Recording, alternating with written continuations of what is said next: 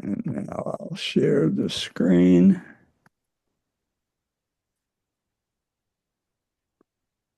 And slideshow. Okay. I hope you're seeing Shell Ridge, which is right out our back door. They just put up a placard, and we're always into local history and landmark and placards and plaques. So if you ever want to do a show and tell, this is your venue. So Shell Ridge, 12 million years ago, as sediment from the Pacific plate had been scraped off um, by the top of the continental plate. And so this is 12 million years ago. Shells from the bottom of the sea. Mount Diablo is a little bit different. It was more recent, folded up 5 million years ago. Homer, we're doing local show and tell here. Okay, thank you. So the Bay Area has a lot of shells, not just here in Walnut Creek, and it's all add into that the San Andreas fault system, and it's pretty amazing. A unique geology, which has created one of the few inverted deltas in the world. We talked about that when we were doing our very early California history. All right, so on to what I'm using as an excuse for skipping around. The fire hose of current events. This is what Lenin had to say about it. So I think we're in the weeks where decades happen. And this was endorsed by Robert Kaplan, who Ramsey introduced us to. And this is a recent interview he gave to Intelligence Squared. I highly recommend it. He also has written a book called The Loom of Time, which is really an alternative to the book we read on the Silk Road. So I'm following an outline just to try to make this less disjointed. Last week we were talking about the Musk Navarro feud, and we were talking about Liberation Day. And so a lot's happened in the last week. The feud with between Elon Musk first was with MAGA Steve Bannon, basically over social services that were being cut by Doge. And Trump sided with Musk in that. And so who's Peter Navarro? He's a China hawk. He was picked as an advisor by Trump in 2016, mostly on the basis of this book on China. And Trump was itching for a fight with China. And Navarro has become his senior advisor on manufacturing and trade. And he went to jail for not cooperating with the House panel. And now he's out of jail and has his fingers on the world economy. And so that's very hard for Musk, who has been friendly with China, where he builds and sells a lot of Teslas. And he's opposed to this tariff misadventure. And so he has talked recently to right-wing Italians, and he supported a United States and European tariff-free zone, a common market. Go figure. Navarro retorted when he heard about things like that, saying that Musk sells cars. That's all. He was dismissing him. Now, Musk fought back and called Navarro dumber than a sack of bricks. Navarro updated, sells cars. He says he doesn't build cars. He's a car assembler who relies on getting parts from around the world, whereupon Musk called Navarro a moron. And so anyway, Musk has lost about $31 billion in this recent Liberation Day. It liberated him from some of his money. So let's talk about Liberation Day. What it was treasury bonds. The interest rate going up on treasury bonds that got the Treasury Secretary's attention. And he pulled Trump aside and said, hey, this is, as Trump later said, people were getting yippy and with the bond markets. And Besant was concerned that this would go into full financial panic. This is a famous quote by James Carville. He said if he was reincarnated, he would previously have been tempted to come back as the president or the Pope. He's Catholic. Or a great baseball hitter who could bat 400. But now I'd like to come back as the bond market. You can intimidate everybody. Well, that's what just happened. The bond market intimidated Trump. And it's basically we can talk about economics in detail. I don't want to, but it basically boils down to doubt that the world is feeling about Trump. And credit rests on trust. And so if you're a debtor like we are, you have to have other people trust you, that you're going to endure through war, through aliens, invasion. And that has broken down. And the United States is no longer perceived as the ultimate safe haven.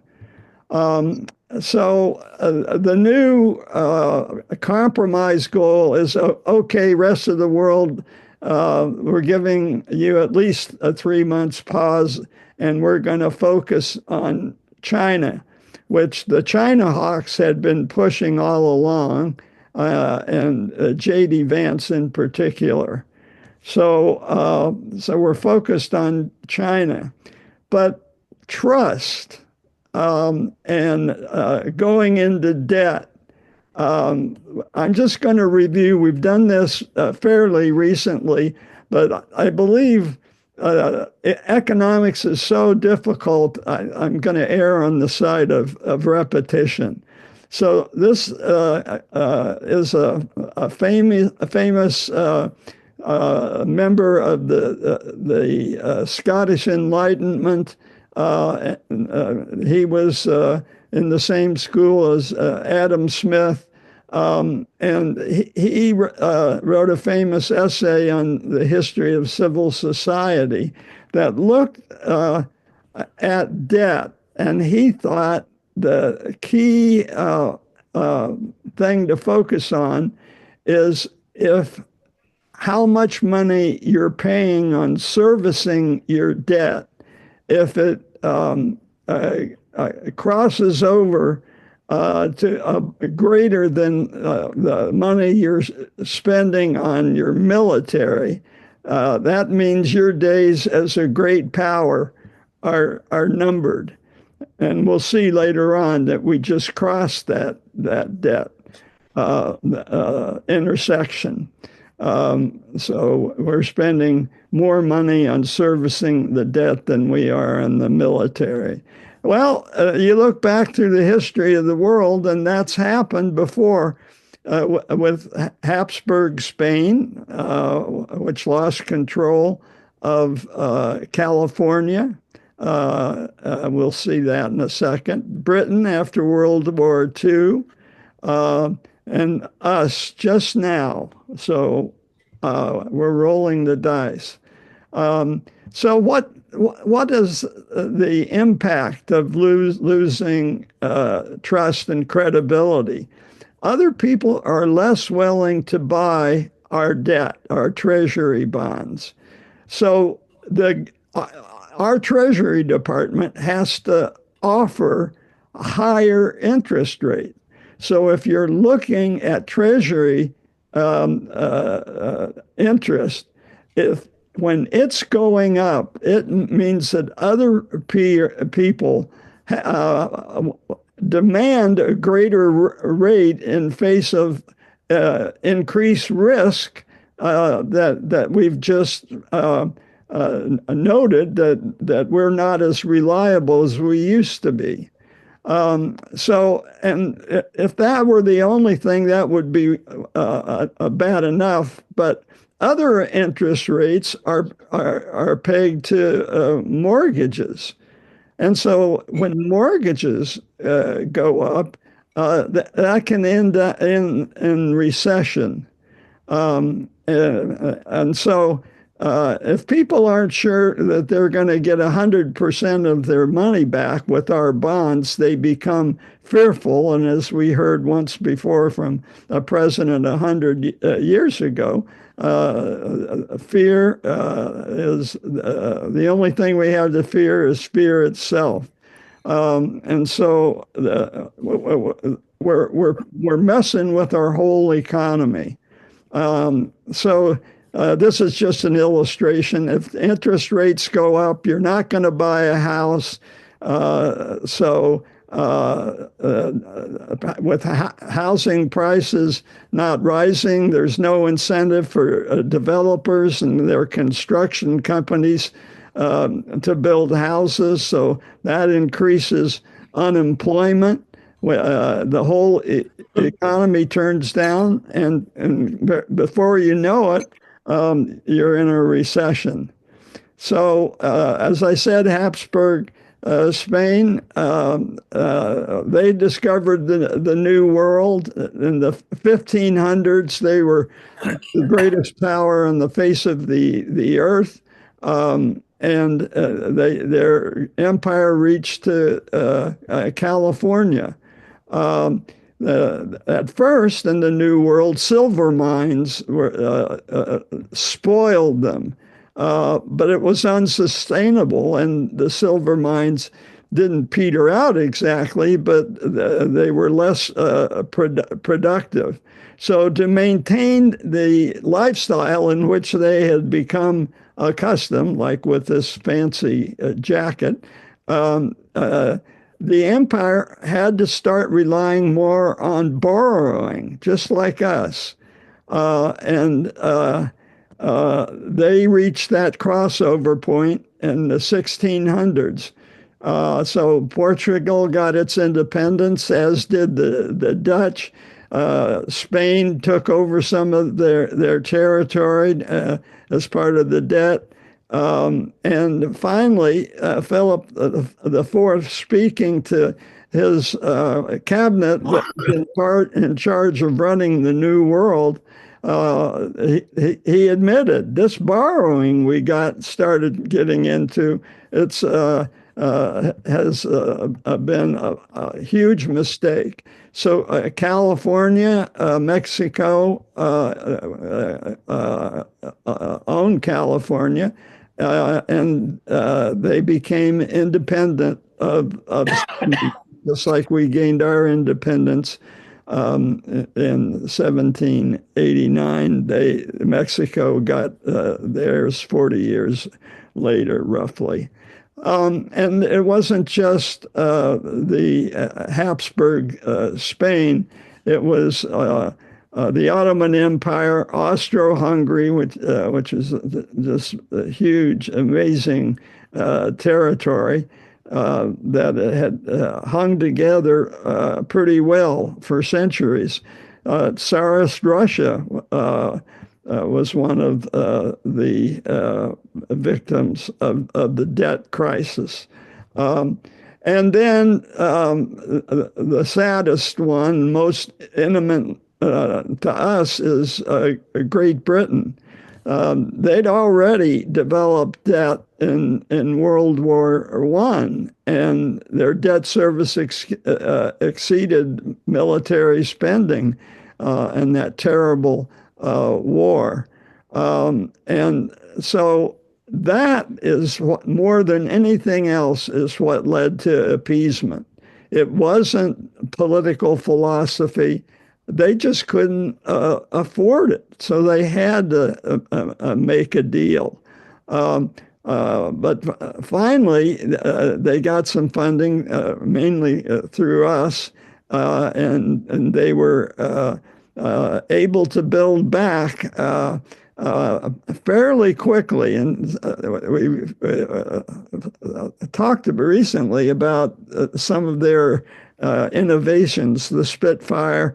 I think I talked to Michael about that. And so their belated rearmament was just in the nick of time. They could retreat from Dunkirk, and they won the Battle of Britain. The RAF never have few done so much for so many. But at the end of the war, they were in big trouble, and so they were even more in debt. They had to give up their empire.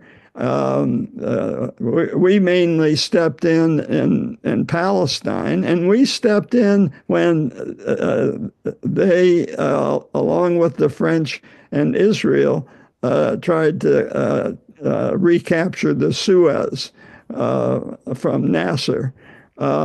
And the reason they had to backpedal is Eisenhower threatened to stop helping them with their debt. So here's the U.S. Today. We see defense going up. This is in particular after 9/11 and the invasion of Afghanistan, and then unnecessarily Iraq. So we accumulated a lot of debt, more debt, and along comes COVID.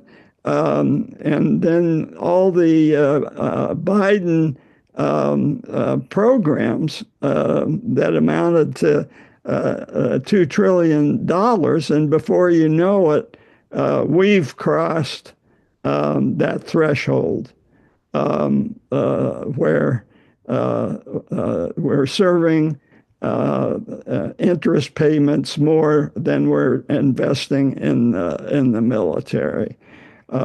So this gives lie to Cheney, who memorably said, "Debts don't matter." And that's because we're the world's reserve currency, which makes us a safe haven. We can print all the money we want vis-a-vis other countries, but that leads to inflation. So we've seen how much Biden suffered from overspending and the inflation that caused. Larry Summers at the time was speaking words of caution. Um, Nevertheless, the global demand for U.S. Treasury bonds, because we were still a safe haven in the world's reserve currency, um, we were able to borrow at very low interest rates. But this low interest rate is going up because we're deemed a risky borrower. So this is a crisis. Ramsey sent me some information on this exorbitant privilege to be the reserve currency of the world. And we would never face a balance of payment crisis because any imports are purchased with our own currency. So this is getting a little bit more in the weeds with the economics, which I'm not really willing to do. But what I am willing to do is to look at the history on how we became the reserve currency. First, we held gold, and we said, we've got the gold, and you can trust the dollar. Because if you want, you can give us the dollar and we'll give you gold. And de Gaulle decided to test that.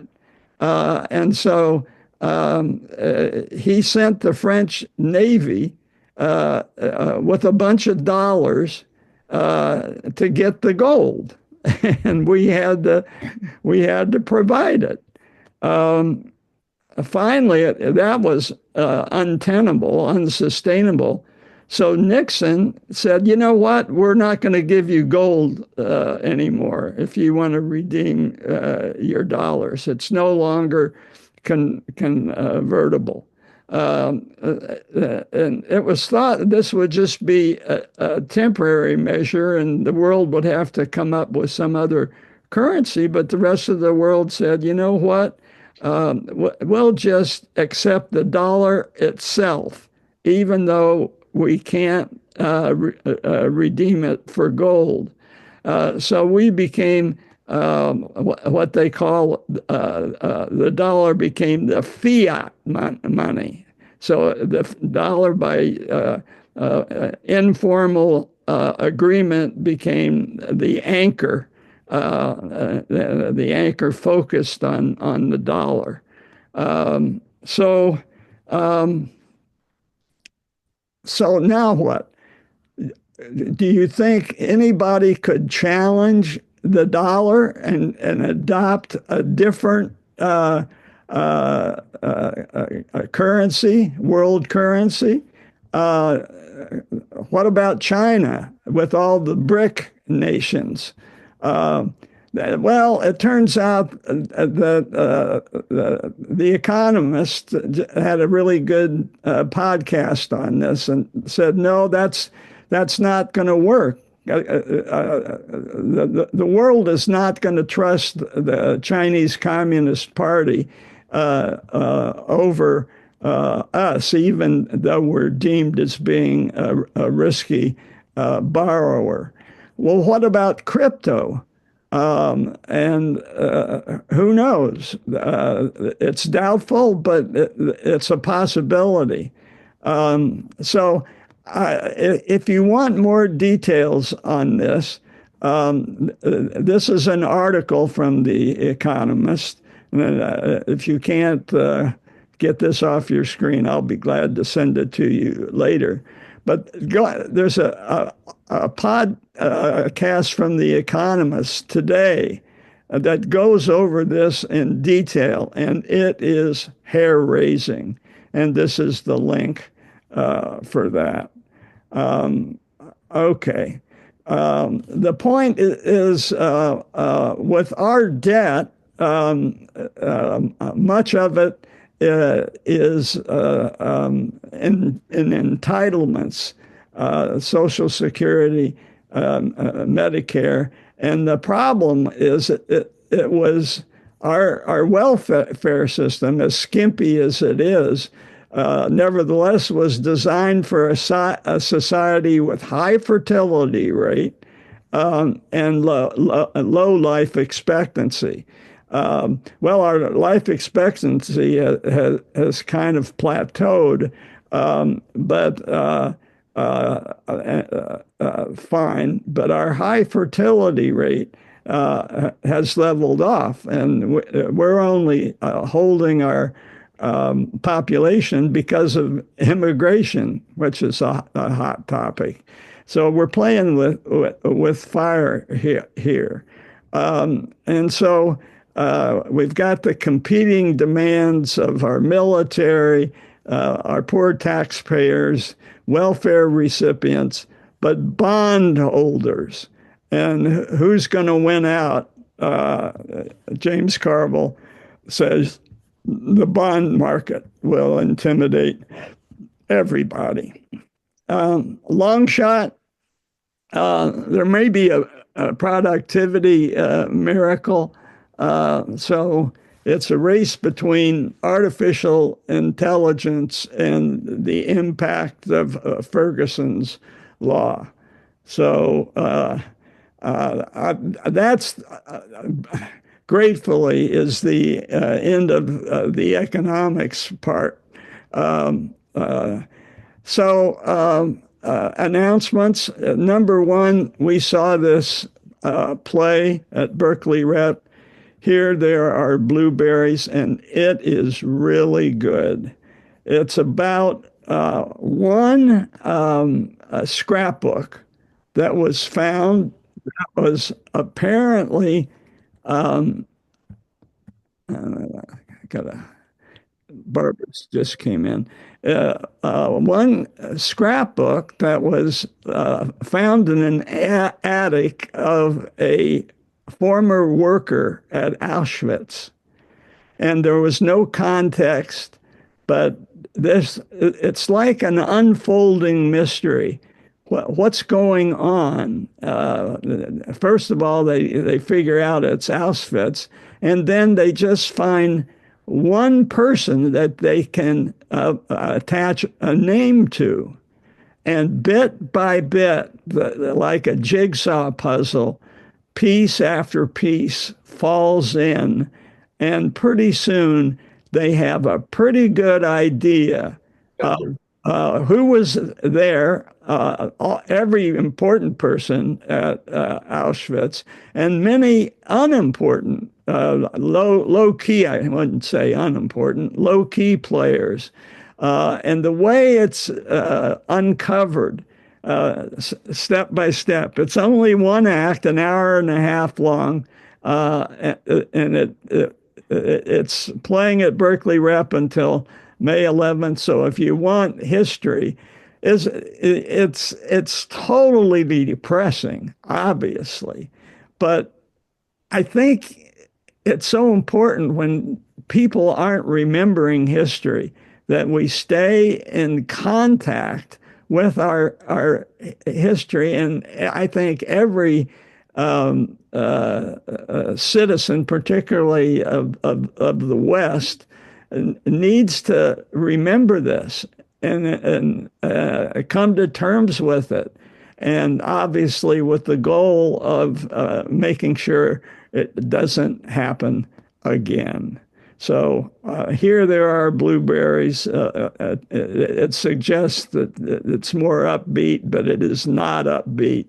The blueberries refer to a group of women who were treated to a special dessert, women working in the camp. You don't see in any of the inmates. But at the end, no, I'm going to stop talking because I'm going to give too much away. But it's a group of low-level women who are treated for a good month, sadly defined, with blueberries. So Number two, thank you, Jim.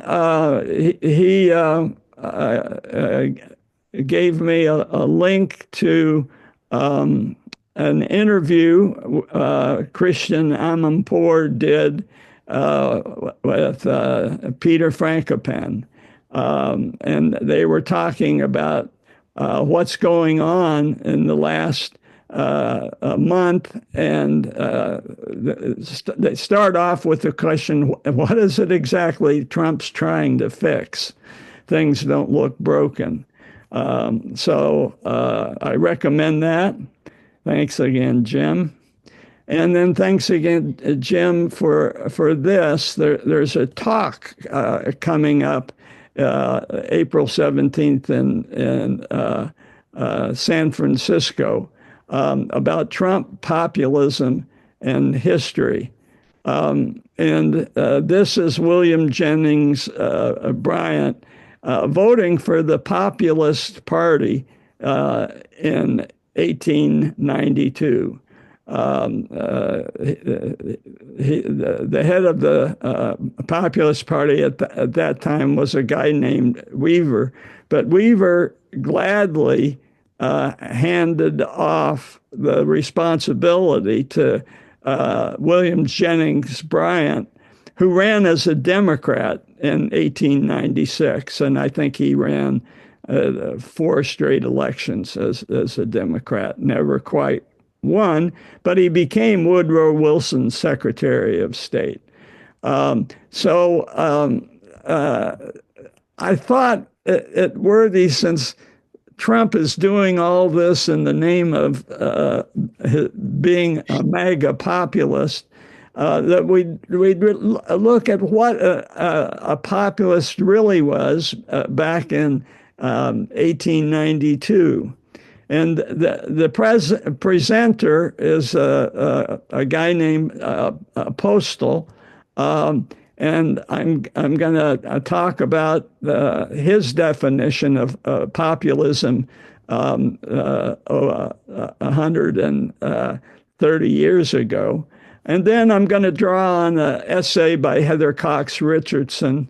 And then she's going to talk about Trump's distortion of populism, and McKinley, who Trump keeps talking about, and the golden age of McKinley. We're going to debunk that. And Fareed Zakaria is going to finish up our populism unit by talking about how Trump's tariffs will inevitably lead to corruption. All right, off we go. So this is the book that Postal wrote, and glorifying Trump and McKinley is an inadvertent truth. Because what he's foisting is a depraved kind of populism, and McKinley is going to show the example of what not to do. And Postal takes us back to the 1880s, and how the populist vision was actually a rational program, which embraced immigrants, and they were rejected anti-Semitism. And he features Adolf Sutro, a Jewish immigrant who won as a populist to become mayor of San Francisco. So I promise we'll get to the history of California, but this is an important chapter in San Francisco history. So why is that? You've heard of the Sutro baths? I know a number of you have. We've talked about it. Sutro baths, look at that. Where in the world in the city is Sutro baths?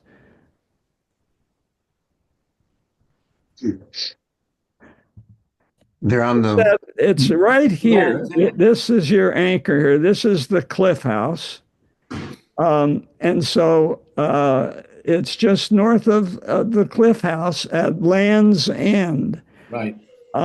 So far away that Sutro had to provide a trolley line to downtown San Francisco.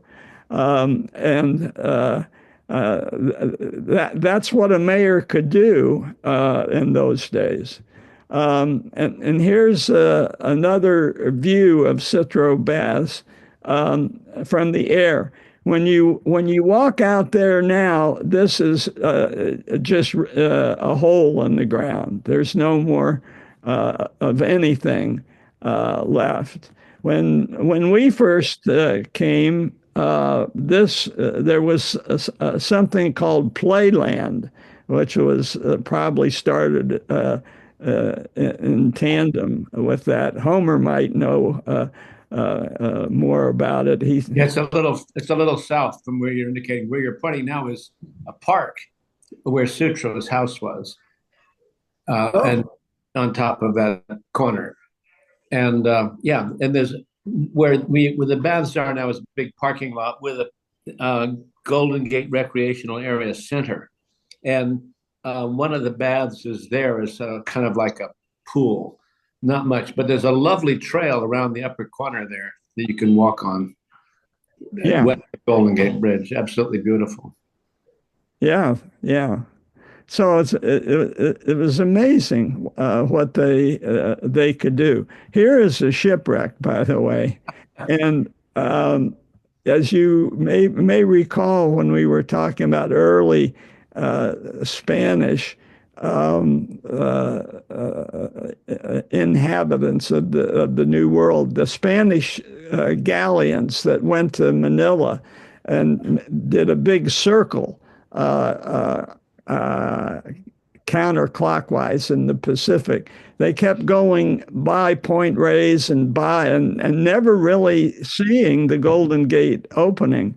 And part of the problem is the currents there are treacherous. So if you go to Point Reyes National Park, there's a brochure on all the shipwrecks right off the coast of Point Reyes. So it's not surprising to see a shipwreck there. So the National Populist Party, getting back away from the San Francisco Populist Party, it was initially agrarian discontent, banks taking away land on people who couldn't keep up with, on farmers that couldn't keep up with their payment. The 1892 election that we saw in the poster, Weaver won 8.5% of the popular vote and actually carried 5 states. But they knew it was just a start, and to really get their agenda, they'd have to merge with the Democratic Party under William Jennings Bryan. Then Heather Cox Richardson takes over and says, what were the populists reacting to? Well, in 1883, the Republican Party shifted direction. They had been Lincoln's party in the Civil War, a new party, but by the 1880s, they had moved into full-throated support of industrialists, concentrating the nation's wealth. And so just to survive, factory workers were working 12 hours a day, 7 days a week. And just like today, we think, oh, yeah, we're doing better. But to survive in this country, a lot of families have to have 2 people working to keep up. That you got to keep that in mind. And if you look at American workers, they're working pretty hard and have fewer vacations. So, how do you justify that kind of switch? And this book, What Social Classes Owe to Each Other, by William Sumner, he said social classes don't owe anything to each other. That if the rich people get rich, it's because they are worthy and industrious. And if the lower classes don't make it, they're just lazy. And so that was the infrastructure below the Republican Party that eventually ends up with McKinley. And so Sumner says we're not going to risk destroying individual enterprise. He called it laissez-faire, the survival of the fittest, if you will. And so if the lower classes can't make it, they should be permitted to sink into poverty and even to die, which reminds me, during the debate for Obamacare, there were early MAGA, I suppose you could call them, but it was really, back then it was the Freedom Caucus, right, when Obamacare was first proposed. And they said, well, if people don't have insurance, they just may have to die. So very cruel. So the robber barons, Richardson talks about Vanderbilt building a 70-room summer cottage. And this is while children went to work in the mines and factories. A child labor law was finally proposed. We saw this in the Woodrow Wilson Presidential Library in Virginia. And it was passed under Wilson, but struck down, not struck down, by the Supreme Court. So key populist platform points. Williams Jennings Bryan ran on pro-silver, the cross of gold speech. So what was his deal? If you owe a lot of money, like a lot of farmers did at the time, what you want is a little bit of inflation to make it easier to pay off your mortgage. And so if you're just on gold, you're bearing a cross. And so he wanted both gold and silver to be the currency. And so obviously the railroads and the telegraphs were also, well, mainly the railroads were exploiting farmers. Their rates, they kind of had a hold if you're the only railroad near a community. So this was their platform, and a lot of it got enacted under Roosevelt and Wilson, and then Taft, who succeeded Roosevelt.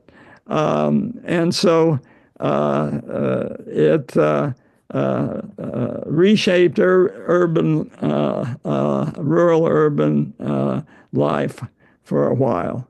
So the Populist Party has to count as the most powerful third-party movement in American history.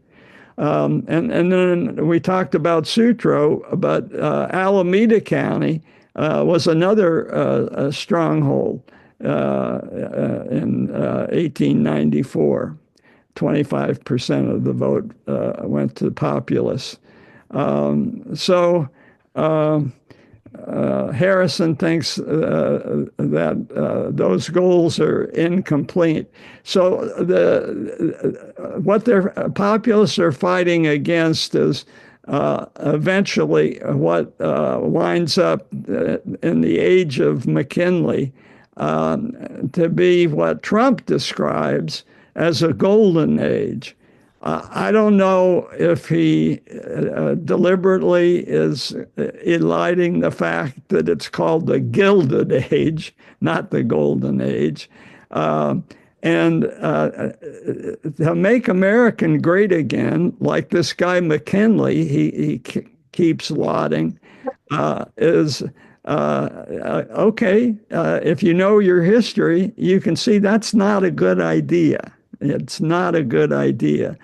And similarly, he's hiding in plain sight policies that favor the wealthy. The tax cut coming up will be disproportionately for the rich, just like it was in 2017. So Frankopan, he says this was not America's golden age. America, it was Gilded Age for sure, but America only breaks out as the economy by provisioning the Allies in World War I. McKinley was fighting with the populist movement, and this shows how he went into allegiance with bankers and the railroad corporations, much like Trump is courting, and we'll see more specifically later, the Silicon Valley and other business leaders.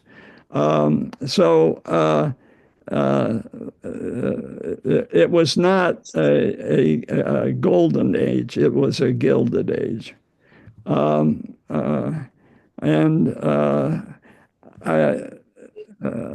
think I just basically said that the cultural issues were really a smokescreen that generated a lot of MAGA voters.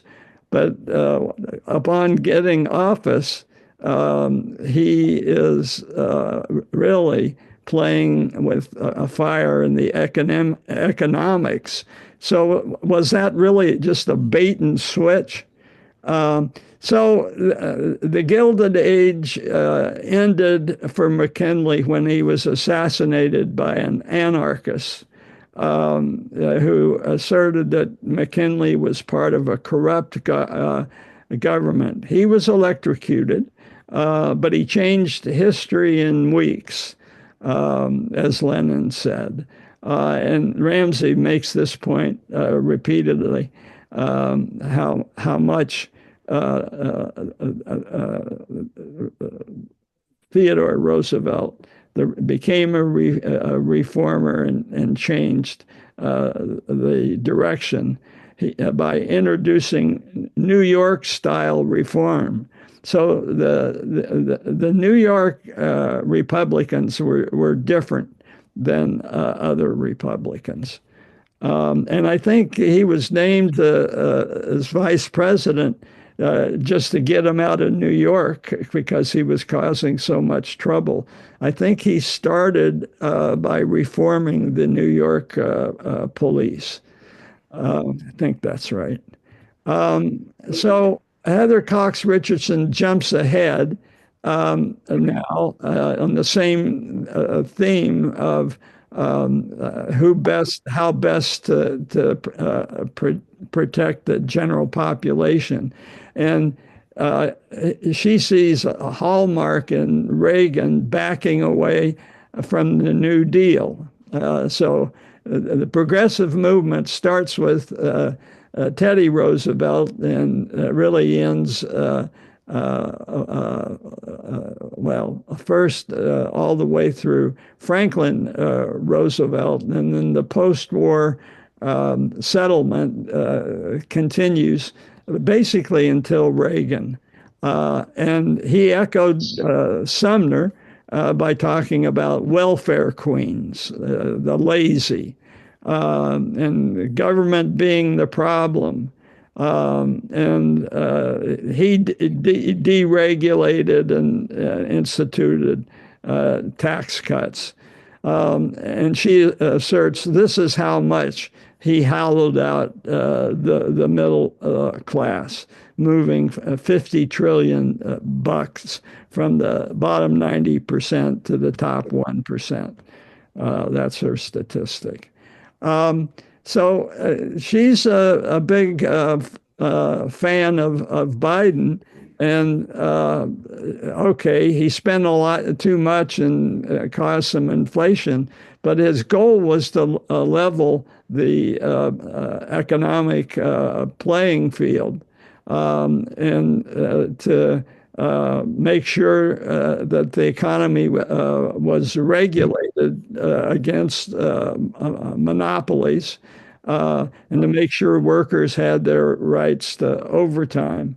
I'll make the point a little bit later, but I think workers' rights to overtime was one of the first things that got reversed when Trump came to office this time. So and under Biden, there was efforts to bring manufacturing jobs back to the United States.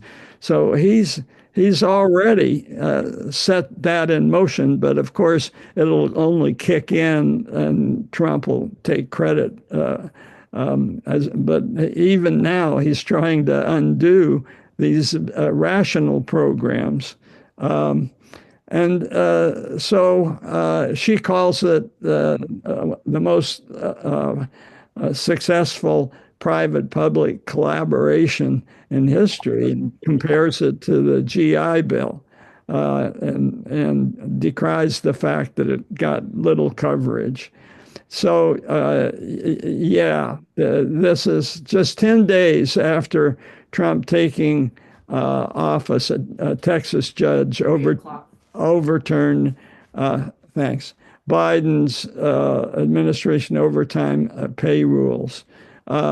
And she totals up the net worth of the cabinets, and you can see that Trump's cabinets were 3 times as wealthy as Biden's.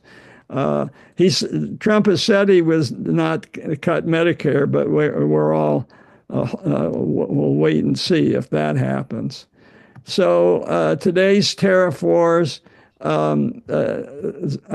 Fareed Zakaria had a very good essay this week, and he shows it's inevitable with this Rube Goldberg tariff system that you'll get cascade of corruption, because you'll have people seeking exceptions,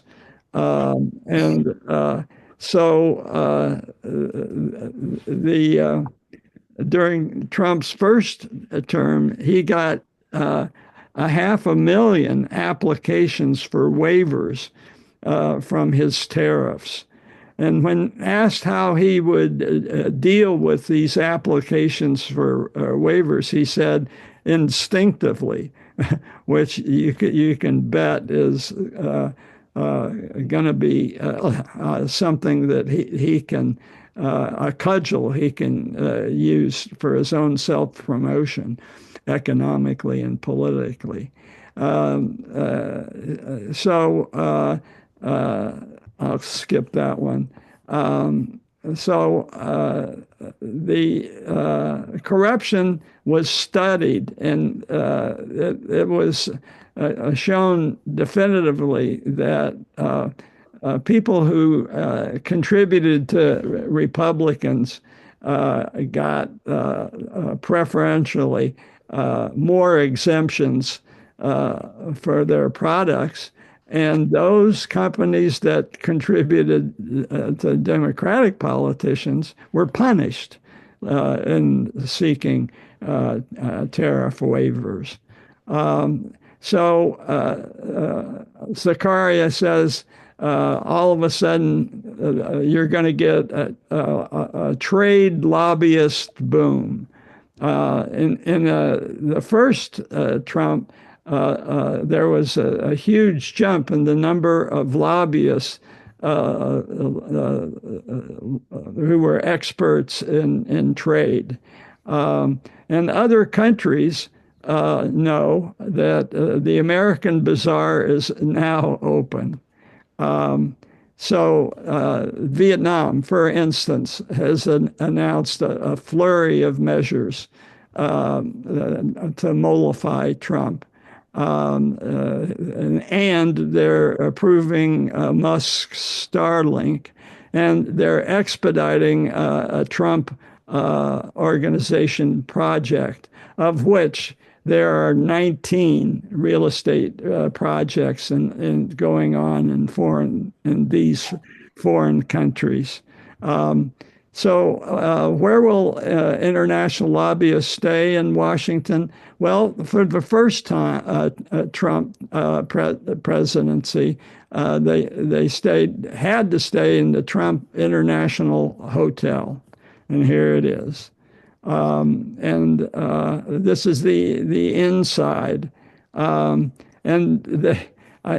just had to look it up, and I got more information that before January 6th, he plugged a big protest that would be wild, and prices for a room surged all the way up to $8,000 before January 6th, and boasted that the room service enjoyed record numbers that weekend. Trump sold the lease in 2022, but he's trying desperately to buy it back. And as it stands now, the cost of a room is about what other hotels cost. Of course, Trump launched his own social media company, and his Bitcoin, the invitations to invest and be corrupt. Milton Friedman said, businessmen talk free market, but if there's a subsidy or a waiver to be had, they'll send their lobbyists. And so he contrasted India, where he grew up. There was a lot of corruption. When he got to America, he was thrilled to see that there was no corruption. But now he sees tech pioneers at the Trump inauguration slavishly extolling Trump, North Korean style, for his brilliance in rescuing the economy from his own actions. And he says, I wonder what country I'm living in. All right, so we didn't quite get to continuing last week's main topic, which is how Republicans attracted tech moguls in the first place. And well, that's where we'll start next time. Okay, questions, comments? There's comments in the chat that we've put in. Oh, okay. You want to read them? Well, I said, what do you make of the demonstrations going on now? Are they a form of populism? Do you think anything will change? And Carol wrote, the BBC says there's a 3.5% rule. I think that percent of the population protesting can create change. What do you all think? And then I said, but how, besides waiting until the midterms, can change occur? By then, the damage will be done. Yeah. So Yeah, the Holman. question is, Okay, well, I agree that there's where the damage will be done, but I think some of the Republicans up for re-election in Congress will get skittish. What was Trump's words? Yippee. Yeah. So I had three comments. One is I'm going to dispute or correct your math on the cabinet's worth. You had 344 billion versus 114 million. That's not a threefold difference. That's a 3,000-fold difference, 3,000 time difference. Well, Secondly, I don't quietly accept that the inflation under the Biden administration was due to his investments. I think it was due to COVID. Every country in the world suffered inflation, whether or not they had Biden economics operating in their economy. So way too much blame is given to Biden for the inflation. It belonged to COVID and its disruption of lines of production and shipping. And finally, as for the tariffs, I think Trump's idea of the art of the deal is the art of extortion.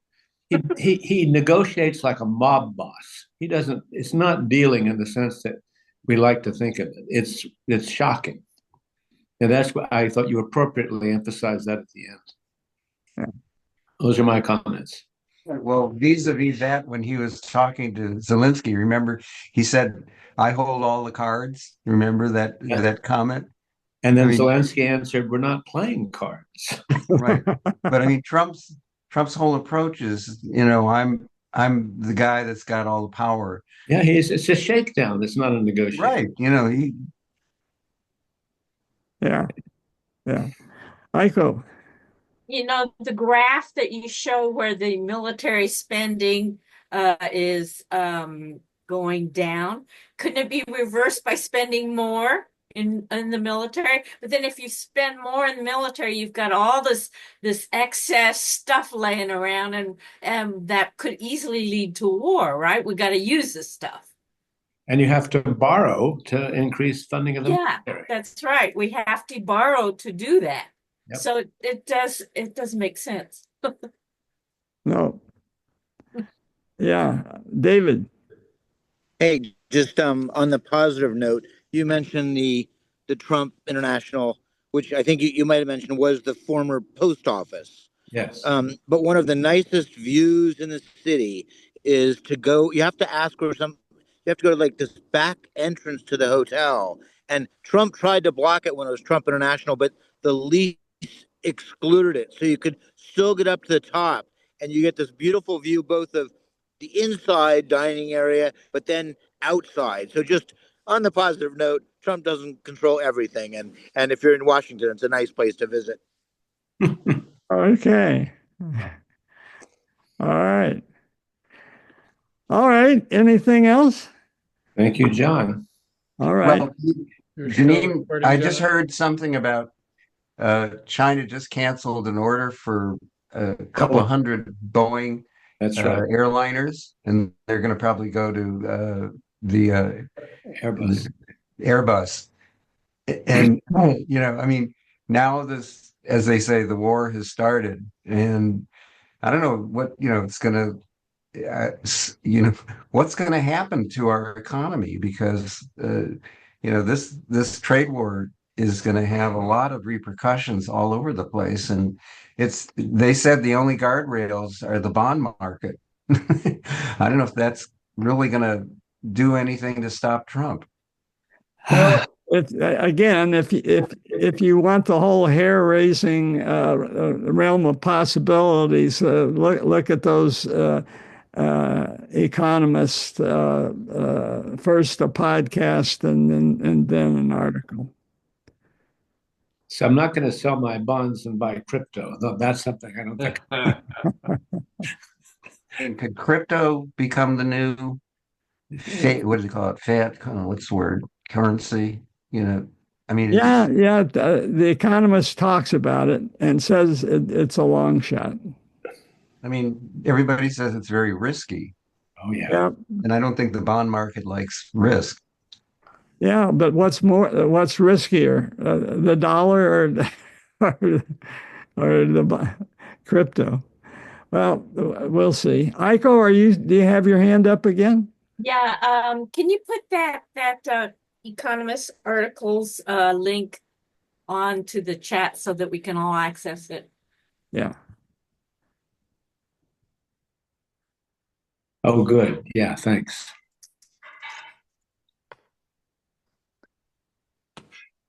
You're still recording, John?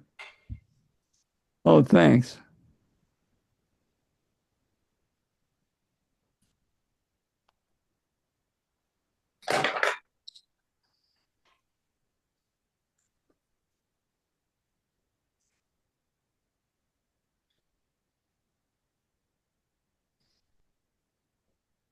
You know what? I don't think I can. I I don't think it's that easy. Just email us. Yeah, when I send out the video, I'll attach it. Great. Good. Thank you. All right. Well, All thanks right. for the presentation. Yep. Thanks. All righty. Thanks, everyone. Hang on, John. I want to talk to you about This a is couple very things. scary.